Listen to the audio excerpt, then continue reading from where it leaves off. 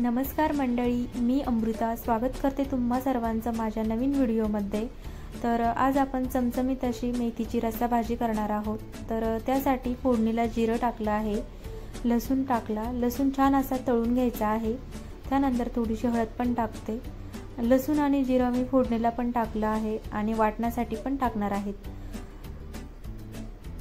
तर यामध्ये थोडासा हिंगही टाकते, हिंगामुळे भाजीला छान अशी टेस्ट येते।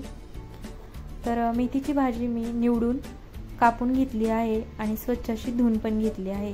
तर मेथीची भाजी जर आपण कापून घेतली तर ती खूप अशी टेस्टी होते।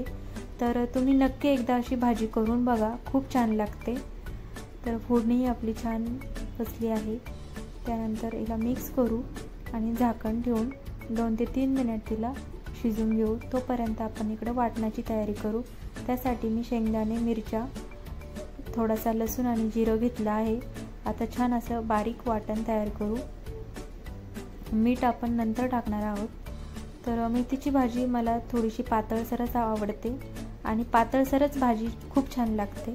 तर इथं वाटण तयार झालं आहे, तुम्ही बघू शकता। भाजीलाही छान असं पाणी सुटलं आहे। आता सगळं वाटण टाकून घेऊ।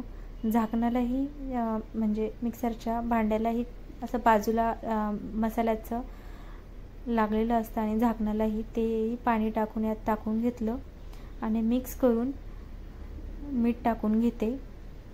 आणि आता याच्या चांगल्या अशा दणकून उकळ्या घेऊन घेऊ। तर तुम्ही बघू शकता छान अशी उकळी आलेली आहे आणि इथं चमचमीत भाजी तयार झाली आहे। ही भाजी बाजरीच्या भाकरीसोबत किंवा ज्वारीच्या भाकरीसोबत खाऊ शकता। तर तुम्हाला व्हिडिओ आवडल्यास एक लाईक नक्की करा आणि चॅनलला नवीन असाल तर सबस्क्राईब करा। चला तर भेटूया नेक्स्ट व्हिडिओमध्ये। तोपर्यंत सर्वांना बाय।